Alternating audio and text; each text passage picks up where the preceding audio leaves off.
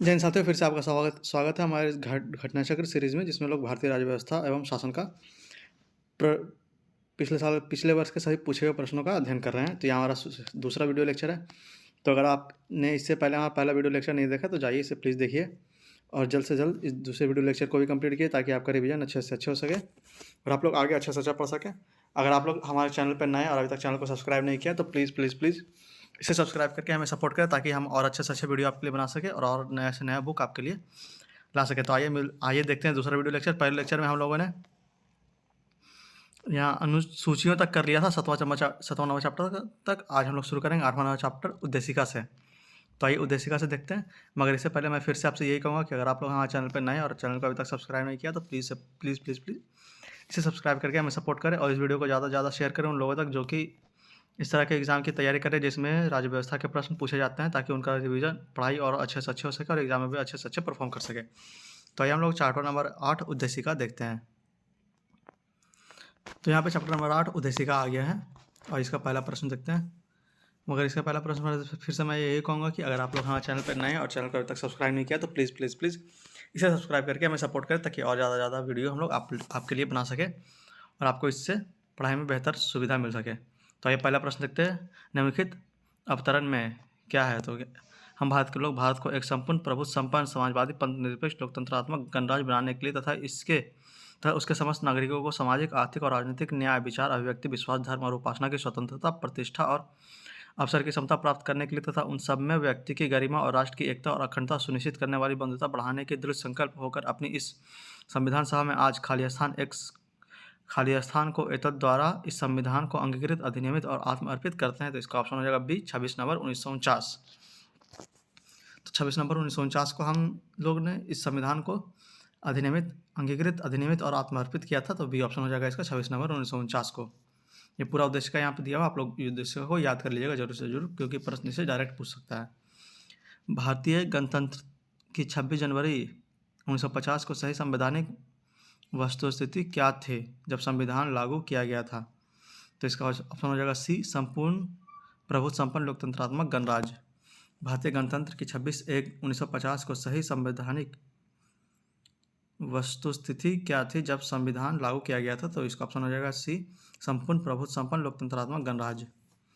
तीसरा नंबर प्रश्न, 26 जनवरी 1950 को भारत की वास्तविक संवैधानिक स्थिति क्या थी? तो इसका आंसर हो जाएगा बी, संपूर्ण प्रभुत्व संपन्न लोकतंत्रात्मक गणराज्य। 26 जनवरी 1950 को भारत की वास्तविक संवैधानिक स्थिति क्या थी? तो यह थी संपूर्ण प्रभुत्व संपन्न लोकतंत्रात्मक गणराज्य। भारत के संविधान के निर्माताओं का मत निम्नलिखित में से किसमें प्रतिबिंबित होता है? तो ए हो जाएगा उद्देशिका। भारत के संविधान के निर्माताओं का मत निम्नलिखित में से किसमें प्रतिबिंबित होता है? तो उद्देशिका में। भारत के संविधान की प्रस्तावना में कितने प्रकार के न्याय, स्वतंत्रता, समानता एवं भ्रातृत्व का उसी क्रम में उल्लेख किया गया है? तो इसका ऑप्शन हो जाएगा सी, 3, 5, 2, 1। भारत के संविधान प्रस्तावना में कितने प्रकार के न्याय, स्वतंत्रता, समानता एवं भ्रातृत्व का उसके क्रम में उल्लेख किया गया है? तो यह हो जाएगा ऑप्शन ए, 3, 5, 2, 1। भारतीय संविधान की प्रस्तावना के सिलसिले में निम्नलिखित में से कौन सा क्रम सही है? तो इसका ऑप्शन स्टार मार्क दिया हुआ है, क्योंकि ये हो जाएगा सार्वभौमिक सत्ता संपन्न समाजवादी पंथनिरपेक्ष लोकतंत्रात्मक गणराज्य। तो स्टार मार्क हो जाएगा, आप इसे डिस्क्रिप्शन बॉक्स में नीचे पा सकते हैं। भारतीय संविधान की प्रस्तावना में भारत के किस रूप में घोषित किया गया? तो सी ऑप्शन हो जाएगा एक सार्वभौमिक समाजवादी धर्मनिरपेक्ष प्रजातांत्रिक गणराज्य। भारतीय संविधान की प्रस्तावना में भारत को किस रूप में घोषित किया गया? तो यह हो जाएगा एक सार्वभौमिक समाजवादी धर्मनिरपेक्ष प्रजातांत्रिक गणराज्य। 8वां नंबर प्रश्न, निम्न शब्दों पर विचार कीजिए। सही शब्दों को सुविचारानुसार क्रम दीजिए। तो इसका आंसर हो जाएगा ए, CADV पहले हो जाएगा सार्वभौमिक, फिर हो जाएगा समाजवादी, फिर हो जाएगा धर्मनिरपेक्ष और फिर हो जाएगा प्रजातांत्रिक। CADV पहले हो जाएगा सार्वभौमिक, फिर हो जाएगा समाजवादी, फिर हो जाएगा धर्मनिरपेक्ष, फिर हो जाएगा प्रजातांत्रिक। भारतीय संविधान की प्रस्तावना में समाजवादी शब्द किस संशोधन के तहत जोड़ा गया? तो यह जोड़ा गया 42वें संविधान संशोधन, ए ऑप्शन।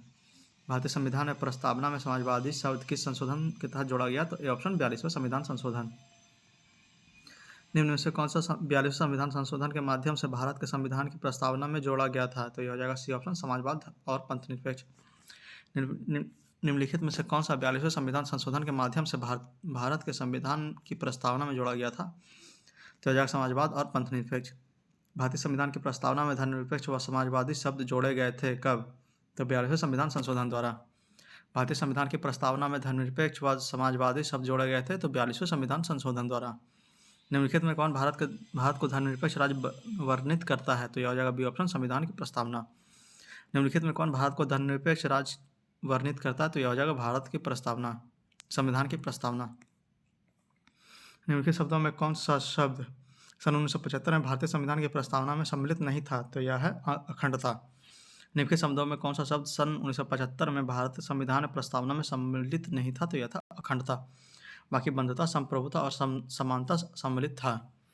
निम्नलिखित शब्दों में कौन शब्द 42वें संविधान संशोधन द्वारा प्रस्तावना में जोड़े गए थे? तो बी ऑप्शन हो जाएगा 1 और 3, मतलब समाजवाद और पंथनिरपेक्ष। बाकी ग्राम स्वराज और संपूर्ण प्रभु संपन्न पहले से मौजूद थे। तो निम्नलिखित शब्दों में कौन सा शब्द 42वें संविधानिक संशोधन द्वारा प्रस्तावना में जोड़ा गया था? तो यह हो जाएगा बी ऑप्शन 1 और 3, मतलब समाजवाद और पंथनिरपेक्ष। संविधान की उद्देशिका के संबंध में निम्नलिखित कथनों पर विचार कीजिए और दिए गए कोट की सहायता से बताइए कि इनमें से कौन सा सही है। तो बी ऑप्शन हो जाएगा 1, 2 और 4। पंडित नेहरू द्वारा प्रस्तुत ऑब्जेक्टिव प्रस्ताव अंतोगत व उद्देशिका बना, यह बिल्कुल सही है। इसकी प्रकृति न्यायोग नहीं है, मतलब जस्टिसेबल नहीं है, बिल्कुल सही है। इसका संशोधन नहीं किया जा सकता, यह गलत है। संविधान के विशिष्ट प्रावधानों में यह रद्द ओवरराइड नहीं कर सकता, यह भी सही है। तो बी ऑप्शन हो जाएगा 1, 2 और 4 इसमें सही है। संविधान की प्रस्तावना का विधिक स्वरूप क्या है? तो इसका आंसर हो जाएगा बी, यह लागू नहीं किया जा सकता। संविधान की प्रस्तावना का विधिक स्वरूप क्या है? तो यह लागू नहीं किया जा सकता, बी ऑप्शन। भारतीय संविधान की उद्देशिका में संशोधन किया गया था, तो सी ऑप्शन हो जाएगा 42वें संशोधन द्वारा। भारतीय संविधान की उद्देशिका में संशोधन किया गया था, तो 42वें संविधान संशोधन द्वारा। समाजवादी शब्द उद्देशिका में जोड़ा गया था कब? तो 42वें संशोधन द्वारा। समाजवादी शब्द उद्देशिका में जोड़ा गया था 42वें संशोधन द्वारा। भारतीय संविधान की प्रस्तावना में समाजवादी शब्द किस संशोधन द्वारा लाया गया था? तो यह था 42वां। भारतीय संविधान की प्रस्तावना में समाजवादी शब्द किस संशोधन द्वारा लाया गया था? तो यह था 42वां। 26 नवंबर 1949 को अंगीकृत भारतीय संविधान की प्रस्तावना में शब्द सम्मिलित नहीं थे, तो कौन कौन सा शब्द नहीं था? तो समाजवादी, पंथनिरपेक्ष और अखंडता नहीं था, बाकी गणराज्य था। 26 नवंबर 1949 को अंगीकृत भारतीय संविधान की प्रस्तावना में शब्द सम्मिलित नहीं थे, कौन कौन से? तो समाजवादी, पंथनिरपेक्ष और अखंडता, ए ऑप्शन 1, 2, 3। भारतीय संविधान की प्रस्तावना में पंथनिरपेक्ष शब्द जोड़ा गया था 42वें संशोधन द्वारा। भारतीय संविधान की प्रस्तावना में पंथनिरपेक्ष शब्द जोड़ा गया था तो 42वें संशोधन द्वारा। भारत के संविधान के अमुख का लक्ष्य उसके सभी नागरिकों के लिए सुनिश्चित करता है क्या? तो इसका ऑप्शन हो जाएगा डी, मतलब चारों सभी। सामाजिक तथा आर्थिक न्याय, विचार एवं अभिव्यक्ति की स्वतंत्रता, अवसर की समानता और व्यक्ति की प्रतिष्ठा। सामाजिक एवं आर्थिक न्याय, विचार तथा अभिव्यक्ति की स्वतंत्रता, अवसर की समता और व्यक्ति की प्रतिष्ठा। 23 नंबर प्रश्न, नीचे 2 कथन दिए गए हैं जिसमें से एक कथन तथा दूसरे कारण क्या है? तो इसका आंसर हो जाएगा ए। देखते हैं पहले कथन ए, भारत एक संपूर्ण प्रभुत्व संपन्न समाजवादी धर्मनिरपेक्ष लोकतंत्रात्मक गणराज्य है, यह बिल्कुल सही है। इसे 42वें संविधान संशोधन 1976 द्वारा संपूर्ण प्रभुत्व संपन्न लोकतंत्रात्मक गणराज्य के स्थान पर प्रतिस्थापित किया गया, यह भी बिल्कुल सही है। तो ए ऑप्शन हो जाएगा। ए और आर दोनों सही तथा आर ए का सही व्याख्या करता है। फिर से, भारत एक संपूर्ण प्रभुत्व संपन्न समाजवादी धर्मनिरपेक्ष लोकतंत्रात्मक गणराज्य है, यह बिल्कुल सही है। इसमें 42वें संविधान संशोधन 1976 द्वारा संपूर्ण प्रभुत्व संपन्न लोकतंत्रात्मक गणराज्य के स्थान पर प्रतिस्थापित किया गया था, यह भी बिल्कुल सही है। तो ए ऑप्शन हो जाएगा इसमें। भारत में लौकिक सार्वभौमिकता है क्योंकि संविधान की प्रस्तावना आरंभ होती है किससे? तो डी ऑप्शन हो जाएगा, हम भारत के लोग से। भारत में लौकिक सार्वभौमिक है क्योंकि संविधान की प्रस्तावना आरंभ होती है किससे? तो डी ऑप्शन हो जाएगा, हम भारत के लोग से। हम भारत के लोग, be the people of India शब्द का प्रयोग भारतीय संविधान में कहाँ किया गया है? तो यह हो जाएगा संविधान की प्रस्तावना में। हम भारत के लोग, be the people of India शब्द का प्रयोग भारतीय संविधान में कहाँ किया गया है? तो डी ऑप्शन हो जाएगा, संविधान की प्रस्तावना में। सही व्यक्ति पूर्णता और समान रूप से मानव है, यह सिद्धांत जाना जाता है किससे? तो सार्वभौमिकता से। सही व्यक्ति पूर्णता और समान रूप से मानव है, यह सिद्धांत जाना जाता है किससे? तो सार्वभौमिकता से। भारत के संदर्भ में निम्नलिखित में से कौन धर्मनिरपेक्ष शब्द का सही भाव व्यक्त करता है? तो इसका आंसर हो जाएगा डी, भारत में राज्य का कोई धर्म नहीं है। भारत के संदर्भ में कौन धर्मनिरपेक्ष शब्द का सही भाव व्यक्त करता है? तो डी ऑप्शन हो जाएगा, भारत में राज्य का कोई धर्म नहीं है। निम्नलिखित में से कौन सा शब्द भारतीय संविधान की प्रस्तावना में उल्लेखित नहीं है? तो हो जाएगा डी ऑप्शन, संघीय। बाकी संप्रभुता, लोकतंत्रात्मक और पंथनिरपेक्ष सम्मिलित है, तो संघीय नहीं, डी ऑप्शन हो जाएगा, संघीय, जो कि उल्लेख नहीं है। निम्नलिखित में से कौन सा शब्द भारत के संविधान की उद्देशिका में नहीं है? तो यह हो जाएगा लोक कल्याण। बाकी समाजवादी, पंथनिरपेक्ष और प्रभु संपन्नता है। निम्नलिखित में से कौन सा शब्द भारतीय संविधान की उद्देशिका में नहीं है? तो यह हो जाएगा लोक कल्याण। भारतीय संविधान की प्रस्तावना में लिखित में से किस स्वतंत्रता का वर्णन नहीं किया गया है? तो डी ऑप्शन हो जाएगा, आर्थिक स्वतंत्रता। भारतीय संविधान की प्रस्तावना में निम्नलिखित में से किस स्वतंत्रता का वर्णन नहीं किया गया है? तो डी ऑप्शन हो जाएगा, आर्थिक स्वतंत्रता। निम्नलिखित में कौन भारतीय संविधान की प्रस्तावना में उल्लेखित नहीं है? तो ये डी ऑप्शन हो जाएगा, धार्मिक न्याय। निम्नलिखित में से कौन भारतीय संविधान की प्रस्तावना में उल्लेखित नहीं है? तो डी ऑप्शन हो जाएगा, धार्मिक न्याय। बाकी सामाजिक न्याय, आर्थिक न्याय और राजनीतिक न्याय सम्मिलित है। संविधान की प्रस्तावना के बारे में कौन सा कथन सही है? तो ए ऑप्शन हो जाएगा, समाजवादी धर्मनिरपेक्ष शब्द 1950 के लागू संविधान का अंग नहीं थे। संविधान की प्रस्तावना के बारे में कौन सा कथन सही है? तो ए ऑप्शन हो जाएगा, समाजवादी धर्मनिरपेक्ष शब्द 1950 में लागू संविधान के अंग नहीं थे। भारतीय संविधान का कौन सा भाग संविधान की आत्मा कहलाता है? तो सी ऑप्शन हो जाएगा, उद्देशिका। भारतीय संविधान का कौन सा भाग संविधान की आत्मा कहलाता है? तो सी ऑप्शन, उद्देशिका। निम्नलिखित में से किसे भारतीय संविधान की प्रस्तावना को हमें संप्रभु प्रजातांत्रिक गणराज्य की जन्मकुंडली कहा है? तो यह है के मुंशी। निम्नलिखित में से किसने भारतीय संविधान की प्रस्तावना को हमारे संप्रभु प्रजातांत्रिक गणराज्य की जन्मकुंडली कहा? तो यह है के मुंशी। संविधान को एक पवित्र दस्तावेज किसने कहा? तो यह कहा है बी आर अम्बेडकर ने। संविधान को एक पवित्र दस्तावेज किसने कहा? तो यह है बी आर अम्बेडकर। किस बात के फैसले में सर्वोच्च न्यायालय ने सर्वप्रमुख घोषित किया कि उद्देशिका संविधान का हिस्सा नहीं है? तो यह हो जाएगा बेरूबरी। किस बात के फैसले में सर्वोच्च न्यायालय ने सर्वप्रथम घोषित किया कि उद्देशिका संविधान का हिस्सा नहीं है? तो यह है बेरूबरी। निम्नलिखित में से किस बात में उच्चतम न्यायालय ने धारणा प्रस्तुत की कि उद्देशिका संविधान का भाग है? तो यह आ जाएगा सी ऑप्शन, बेरूबरी बनाम यूनियन ऑफ इंडिया। निम्नलिखित में से किस बात में उच्चतम न्यायालय ने घोषणा प्रस्तुत किया कि उद्देशिका संविधान का भाग है? तो यह है बेरूबरी बनाम यूनियन ऑफ इंडिया बाद। लिखित वादों में से किसमें सर्वोच्च न्यायालय ने प्रस्तावना को भारतीय संविधान का मौलिक संरचना का भाग स्वीकार किया? तो यह जाएगा डी ऑप्शन, केशवानंद भारती वाद। निम्नलिखित विवादों में किसमें सर्वोच्च न्यायालय ने प्रस्तावना को भारतीय संविधान का मौलिक संरचना का भाग स्वीकार किया? तो यह है डी ऑप्शन, केशवानंद भारती विवाद। भारतीय संविधान की प्रस्तावना में जिन आदर्शों एवं उद्देश्यों की रूपरेखा दी गई उनकी व्याख्या की गई है? तो सी ऑप्शन हो जाएगा, मूल अधिकारों, राज्य के नीति निर्देशक सिद्धांतों एवं मौलिक कर्तव्यों के अध्ययन में। भारतीय संविधान की प्रस्तावना में जिन आदर्शों एवं उद्देश्यों की रूपरेखा दी गई है उसकी व्याख्या की गई किसमें? तो सी ऑप्शन हो जाएगा, मूल अधिकारों, राज्य के नीति निर्देशक सिद्धांतों एवं मौलिक कर्तव्यों के अध्ययन में। 40वां प्रश्न, निम्नलिखित में से कौन एक भारतीय संविधान के उद्देश्यों को प्रतिबिंबित करता है? तो यह हो जाएगा संविधान की प्रस्तावना। निम्नलिखित में से कौन एक भारतीय संविधान के उद्देश्यों को प्रतिबिंबित करता है? तो यह भारत की प्रस्तावना। भारत के संविधान की उद्देशिका में कितने प्रकार के न्याय की व्याख्या की गई है? तो यह है 3 प्रकार के। भारत के संविधान की उद्देशिका में कितने प्रकार के न्याय की व्याख्या की गई? तो यह है 3 प्रकार के न्याय।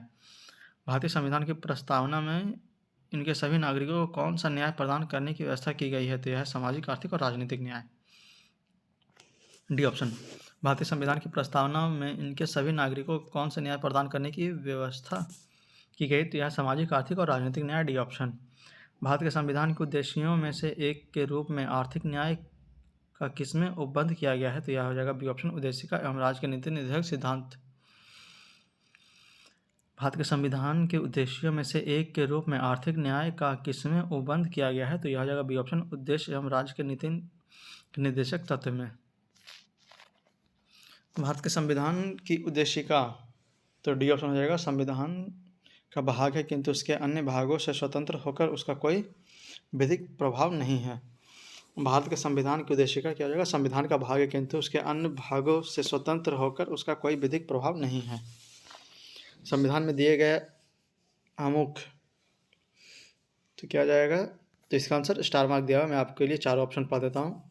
न्याय में लागू नहीं होता है, बिल्कुल सही। महत्वपूर्ण है और उसकी उपयोगिता, यह भी सही है। शासन करने के उद्देश्य को उल्लेखित करता है, यह भी सही है। संविधान को कानूनी अर्थ निर्णय में सहायता करता है, यह भी सही हो जाएगा। तो चार ऑप्शन इसमें सही होगा, इसलिए इसका आंसर स्टार मार्क दिया हुआ है। तो आइए अगला प्रश्न देखते हैं, आप लोग यहाँ विवरण बॉक्स में पढ़ सकते हैं। 46वां प्रश्न, निम्नलिखित में से कौन सही है? तो इसमें हो जाएगा सी ऑप्शन। सामाजिक समानता संविधान में प्रत्याभूत है। निम्नलिखित में से कौन सही है? तो सी ऑप्शन हो जाएगा। सामाजिक समानता संविधान में प्रत्याभूत है। तो इसी के साथ 46 प्रश्न के साथ यह चैप्टर यहाँ पे समाप्त होता है। अब शुरू हो जाएगा शासन प्रणाली, अगला चैप्टर। आइए पहला प्रश्न देखते हैं। मैं अगला चैप्टर शुरू करने से पहले फिर से यही आपसे कहूँगा कि अगर आप लोग हमारे चैनल पर नए हैं और अभी तक सब्सक्राइब नहीं किया तो प्लीज़ प्लीज़ प्लीज़ इसे सब्सक्राइब करके हमें सपोर्ट करें। पहला प्रश्न, निम्नलिखित में से कौन सा राज्य शब्द का सर्वोत्तम रूप से परिभाषित करता है?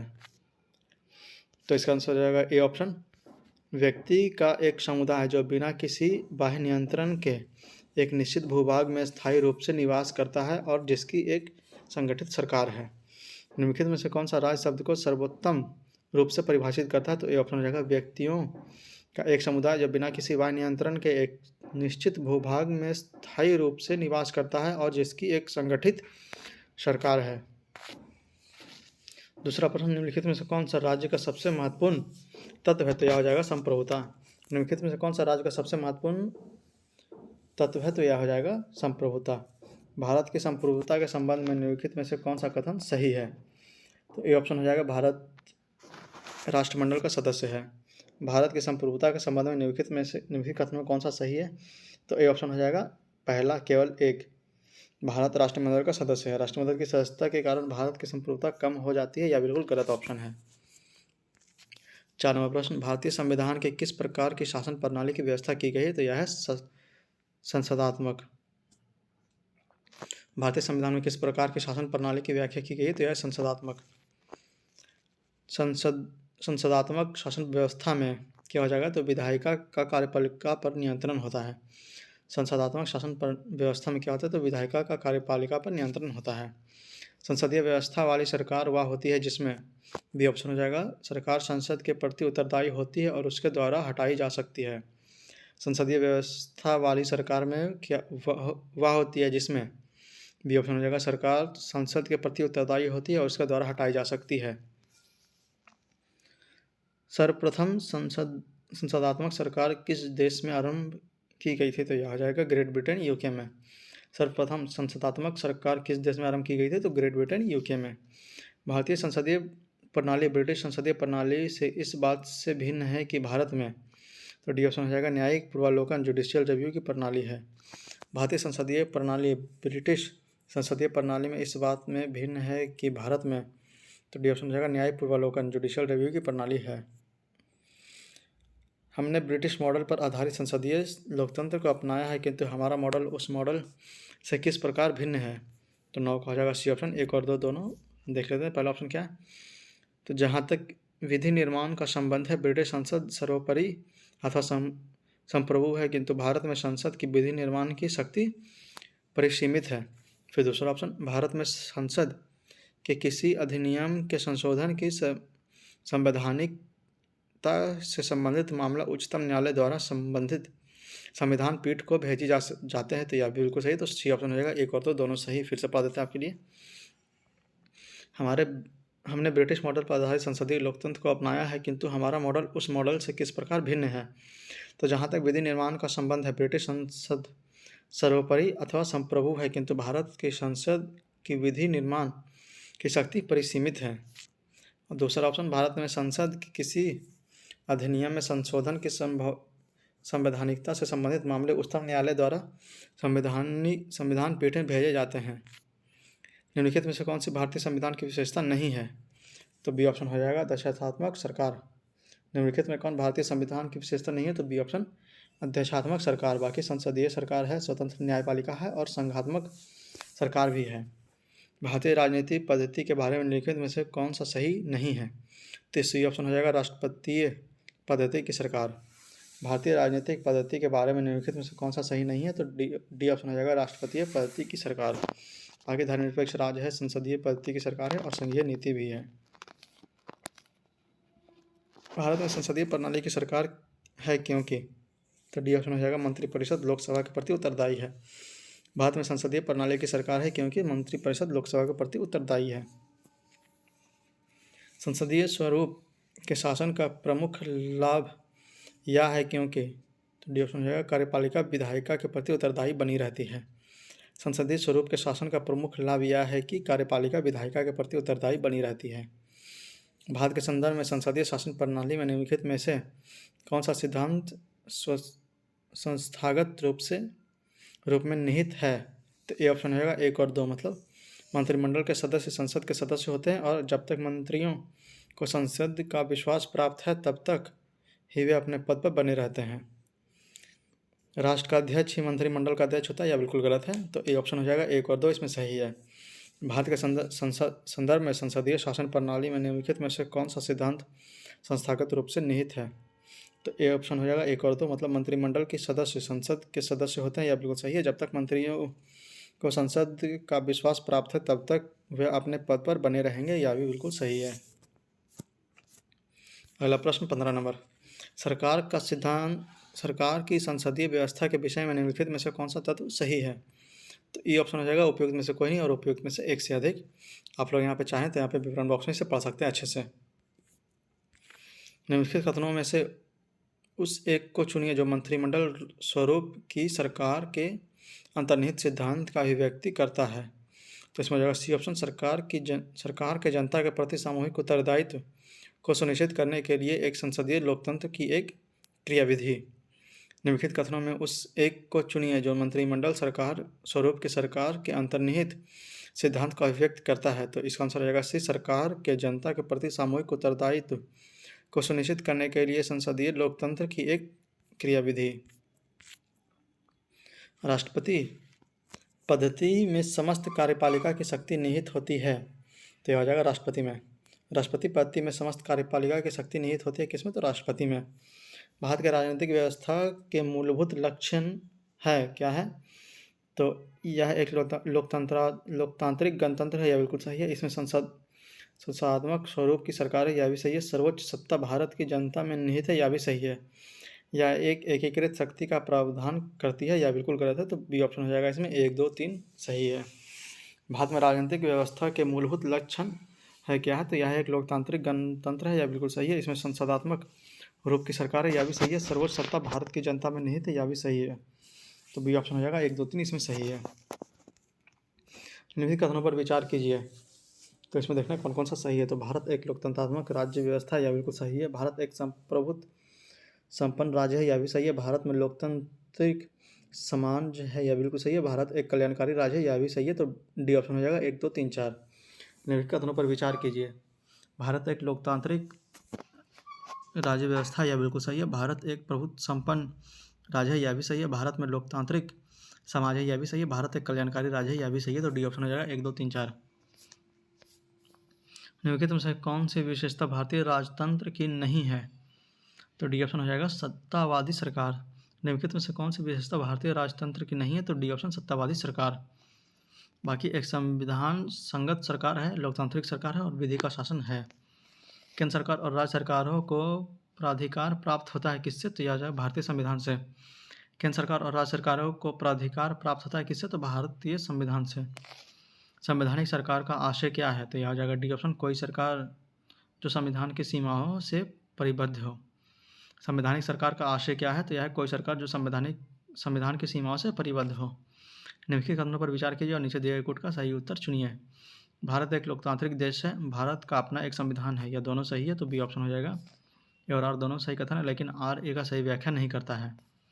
भारत एक लोकतांत्रिक देश है और भारत का अपना एक संविधान है। तो बी ऑप्शन, ए और आर दोनों सही है। निम्नलिखित में कौन सुशासन की विशेषता नहीं है? तो डी ऑप्शन हो जाएगा लाल फीताशाही। निम्नलिखित में कौन सुशासन की व्यवस्था नहीं है? तो यह है लाल फीताशाही। कल्याणकारी राज्य वेलफेयर स्टेट का उद्देश्य है, क्या हो जाएगा? तो कमजोर वर्गों के कल्याण का प्रावधान करना। कल्याणकारी राज्य वेलफेयर स्टेट का उद्देश्य है क्या? तो यह हो जाएगा कमजोर वर्ग के कल्याण का प्रावधान करना। राज्य हर जगह है, या अंतराल शायद ही कोई छोड़ता है, या व्यक्तित्व किस धारणा की व्याख्या करता है? तो यह है कल्याणकारी राज्य का। राज्य हर जगह है, या अंतराल शायद ही कोई छोड़ता है, या व्यक्तित्व किस धारणा की व्याख्या करता है? तो यह हो जाएगा कल्याणकारी राज्य की व्याख्या। निम्नलिखित में से कौन से एक भारतीय संविधान का दर्शन नहीं है? तो यह हो जाएगा डी हो जाएगा समाजवादी राज्य, साम्यवादी राज्य। निम्नलिखित में कौन एक भारतीय संविधान का दर्शन नहीं है? तो यह है साम्यवादी राज्य, डी ऑप्शन। कल्याणकारी राज्य है, समाजवादी राज्य है और राजनीतिक राज्य समानता है, डी ऑप्शन साम्यवादी राज्य नहीं है। 28वां प्रश्न, निम्नलिखित कथनों में कौन सा सही है? तो डी ऑप्शन हो जाएगा भारत एक संसदात्मक प्रजातंत्र है। निम्नलिखित कथनों में कौन सा एक सही है? तो डी ऑप्शन हो जाएगा भारत एक संसदात्मक प्रजातंत्र है। भारत में राजनीतिक सत्ता का प्रमुख स्रोत कौन है? तो यह आ जाएगा जनता। भारत में राजनीतिक सत्ता का प्रमुख स्रोत कौन है? तो यह है जनता। 30वां प्रश्न, निम्नलिखित में से कौन एक अध्यक्षात्मक शासन प्रणाली का आधारभूत तत्व है? तो यह बी ऑप्शन एकल कार्यपालिका। निम्नलिखित में कौन एक अध्यक्षात्मक शासन प्रणाली का आधारभूत तत्व है? तो यह हो जाएगा बी ऑप्शन एकल कार्यपालिका। निम्नलिखित में से कौन सा एक सही है अध्यक्षात्मक शासन प्रणाली की विशेषता है? तो यह आ जाएगा डी ऑप्शन ऊपर वर्णित सभी तथ्य सही, मतलब यहाँ पे तीनों कथन सही है। कार्यपालिका की प्रमुख राष्ट्रपति होता है, यह बिल्कुल सही है। राष्ट्रपति अपने मंत्रिपरिषद का चयन स्वयं करता है, यह भी सही है। राष्ट्रपति व्यवस्थापिका को भंग नहीं कर सकता, यह भी सही है। तो डी ऑप्शन हो जाएगा ऊपर वर्णित सभी तथ्य सही है।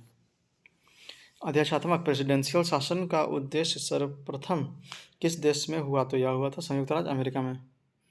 अध्यक्षात्मक प्रेसिडेंशियल शासन का उदय सर्वप्रथम किस देश में हुआ था? तो यह हुआ था संयुक्त राज्य अमेरिका में।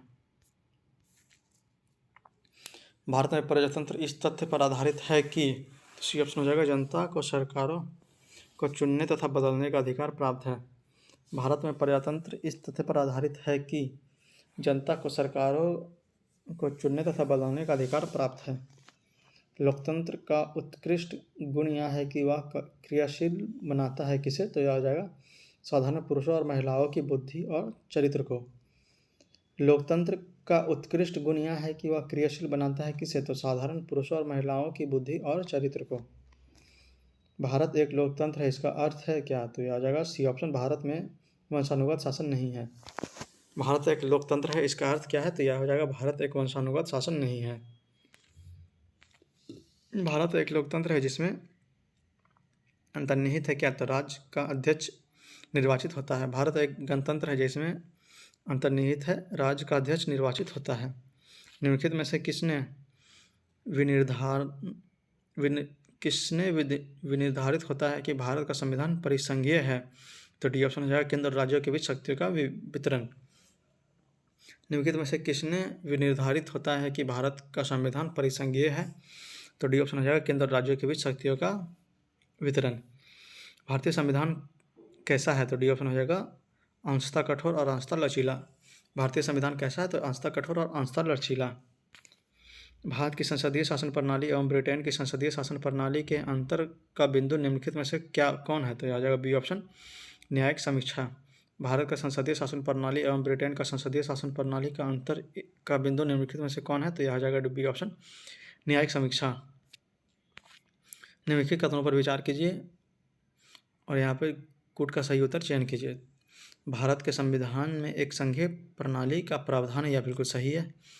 उसमें एक बहुत शक्तिशाली केंद्र की रचना की गई है, यह भी सही हो जाएगा। तो बी ऑप्शन हो जाएगा ए और आर दोनों सही, परंतु आर ए का सही स्पष्टीकरण नहीं करता है।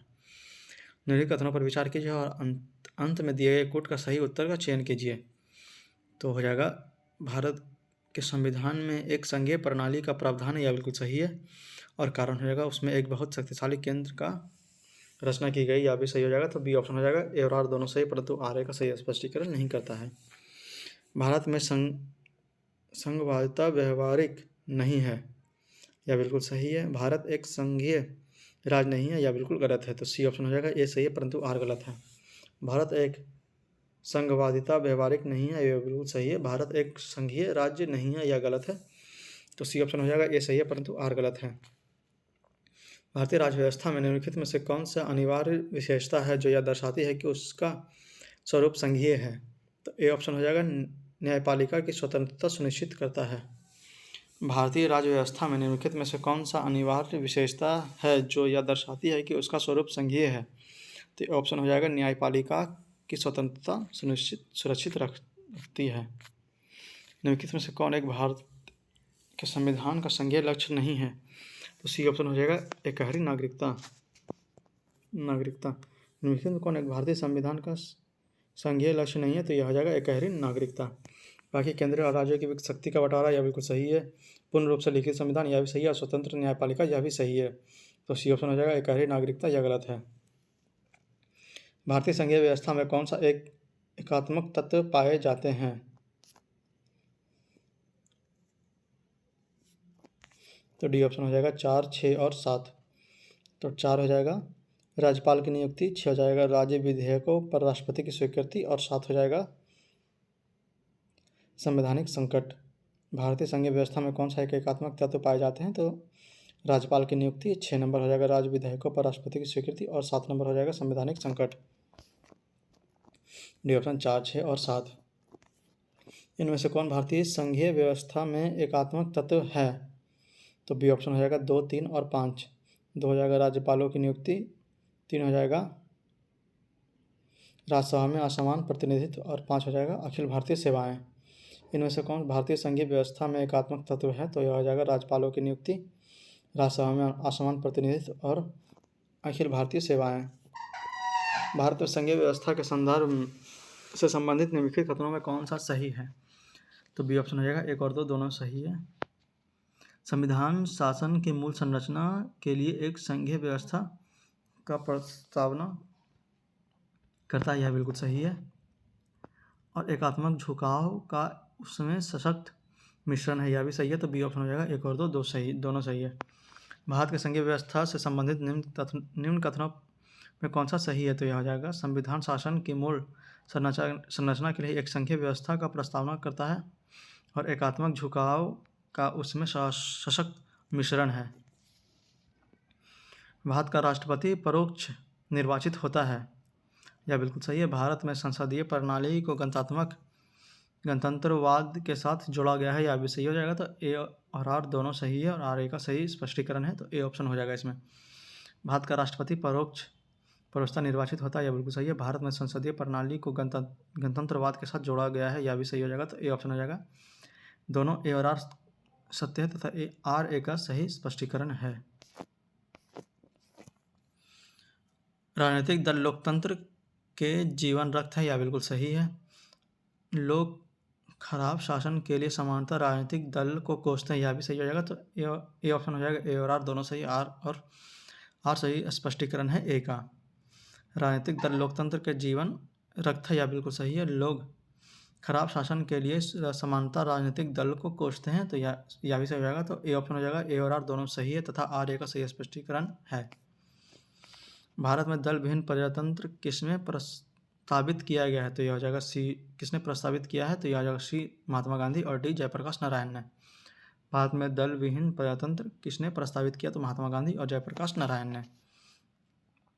यहाँ पे कथन कारण का प्रश्न है। भारत की संघात्मक संरचना का मूल उद्देश्य इसकी बहुआयामी विविधताओं में से एक राष्ट्र का निर्माण करना और राष्ट्रीय एकता को संरक्षित करना था, यह बिल्कुल सही है।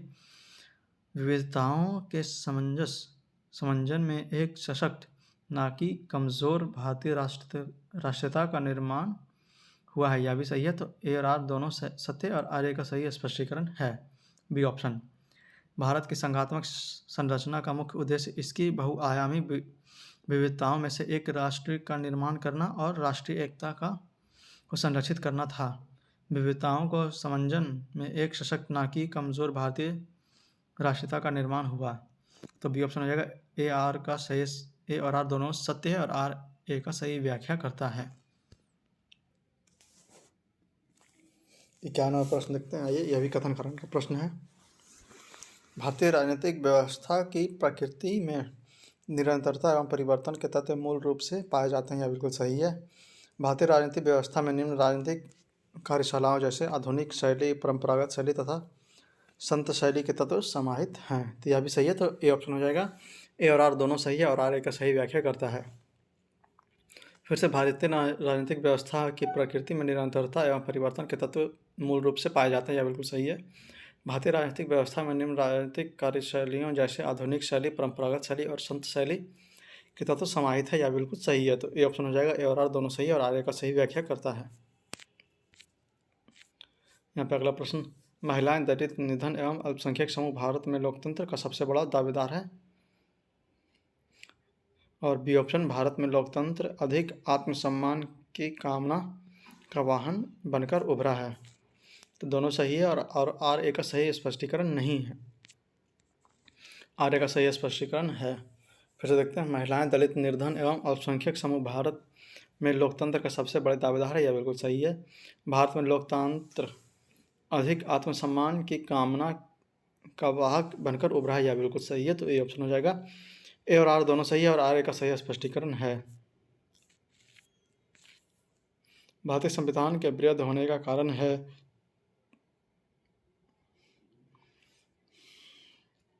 तो इसमें चारों ऑप्शन सही हो जाएंगे।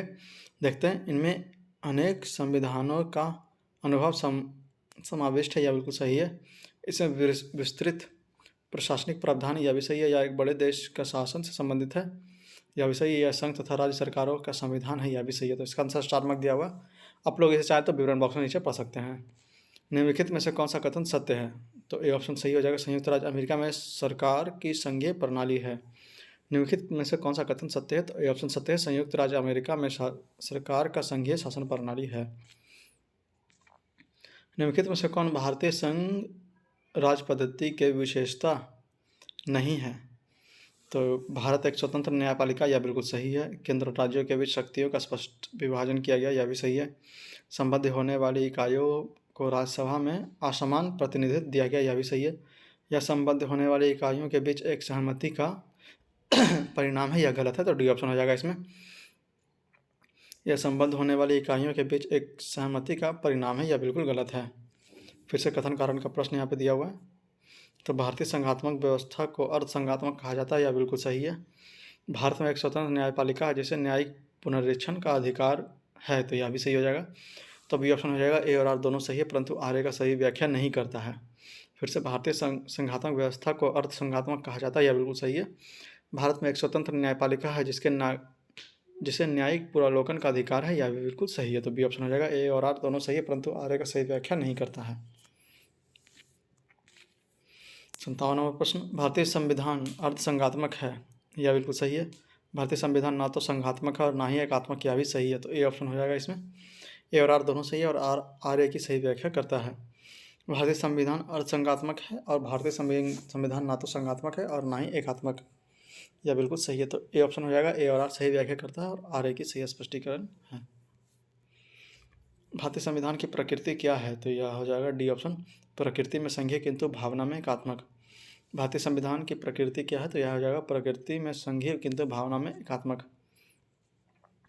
भारतीय संविधान को सहकारी संघवाद किसने कहा? तो यह है जी ऑस्टिन ने भारतीय संघवाद को सहकारी संघवाद किसने कहा? तो यह है जी ऑस्टिन। किसने कहा था भारत अर्धसंघात्मक राज्य है? तो यह हो जाएगा केसी व्हीलर। किसने कहा था भारत अर्धसंघात्मक राज्य है? तो यह हो जाएगा केसी व्हीयर। भारतीय संविधान के विषय में निम्नलिखित कथनों में किसका है? तो भारतीय संविधान अधिक कठोर तथा अधिक लचीले के मध्य एक अच्छा संतुलन स्थापित करता है, तो यह कहते हैं केसी व्हीयर ने। भारतीय संविधान के विषय में निम्नलिखित कथन निम्न में से किसका है? तो यह हो जाएगा भारतीय संविधान अधिक कठोर तथा अधिक लचीले के मध्य एक अच्छा संतुलन स्थापित करता है, तो यह हो जाएंगे केसी व्हीयर। निम्नलिखित में से किस एक का कथन है संविधान को संघात्मक के तंग ढांचे में नहीं ढाला गया है? तो यह आ जाएगा बी आर अम्बेडकर। निम्नलिखित में से किस एक का कथन है कि संविधान को संघात्मकता के तंग ढांचे में नहीं ढाला गया है? तो यह हो जाएगा बी आर अम्बेडकर। मिथकों और कहावतों के रूप में प्रशासन के सिद्धांतों को किसने अस्वीकार किया तो यह हो जाएगा हॉर्बर्ट साइमन। मिथकों और कहावतों के रूप में प्रशासन के सिद्धांत को किसने अस्वीकार किया तो यह हो जाएगा हॉर्बर्ट साइमन। विधि और स्वाधीनता के बीच सबसे उपयुक्त संबंध को निम्नलिखित में से कौन प्रतिबिंबित करता है तो यह हो जाएगा बी ऑप्शन। यदि विधि नहीं है तो स्वाधीनता भी नहीं है। विधि और स्वाधीनता के बीच सबसे उपयुक्त संबंध को निम्नलिखित में से कौन प्रतिबिंबित करता है तो बी ऑप्शन हो जाएगा। यदि विधि नहीं है तो स्वाधीनता भी नहीं है। निम्नलिखित में कौन विकास प्रशासन की अवधारणा से संबंधित है तो यह हो जाएगा फ्रेड डब्ल्यू रिग्स। निम्नलिखित में कौन विकास प्रस्तावना की अवधारणा से संबंधित है तो यह हो जाएगा फ्रेड डब्ल्यू रिग्स। निम्नलिखित में से कौन एक चिंतक लोक प्रशासन तथा निजी प्रशासन में समानताओं का समर्थक है तो यह आ जाएगा डी ऑप्शन हेनरी फेयोल। निम्नलिखित में से कौन एक चिंतक लोक प्रशासन तथा निजी प्रशासन के समानताओं का समर्थक है तो यह आ जाएगा डी हेनरी फेयोल। यदि हमारी सभ्यता विफल होती है तो यह मुख्यतः प्रशासन के ध्वस्त होने का कारण होगा। यह कथन दिया गया है किसका तो यह आ जाएगा डब्ल्यू बी हॉर्नहम द्वारा। यदि हमारी सभ्यता विफल होती है तो यह मुख्यतः प्रशासन के ध्वस्त होने का कारण होगा। यह कथन दिया गया है किसका तो यह दिया गया डब्ल्यू बी हॉर्नहम द्वारा। गणतंत्रीय अवधारणा से संबंधित निम्नलिखित में से कौन सा एक सही नहीं है तो यह सी ऑप्शन। सर्वोच्च शक्ति एक राजा में समान एक ही व्यक्ति में निहित हो। गणतात्मक अवधारणा से संबंधित निम्नलिखित में से कौन सा एक नहीं है तो सी ऑप्शन हो जाएगा। सर्वोच्च शक्ति एक राजा में समान व्यक्ति में निहित हो। निम्नलिखित में से किनको विधि के शासन का प्रमुख लक्ष्यों के रूप में माना गया है तो सी ऑप्शन हो जाएगा 1, 2 और 4। शक्तियों का परिसीमन, विधि के समझ क्षमता और सरकार स्वतंत्रता और न्यायिक अधिकार। निम्नलिखित में से किनको विधि का शासन के प्रमुख लक्ष्यों के रूप में माना गया है तो सी ऑप्शन हो जाएगा 1, 2 और 4। शक्तियों का परिसीमन, विधि के समझ क्षमता और स्वतंत्रता और न्यायिक अधिकार। निम्नलिखित कथनों पर विचार कीजिए। संवैधानिक सरकार वह है जो व्यक्ति की स्वतंत्रता के हित में राज्य की सत्ता पर प्रभावकारी प्रतिबंध लगाती है। बी ऑप्शन केवल 2। निम्नलिखित कथनों पर विचार कीजिए। संवैधानिक सरकार वह है जो व्यक्ति की स्वतंत्रता के हित में राज्य की सत्ता पर प्रभावकारी प्रतिबंध लगाता है। बी ऑप्शन केवल 2।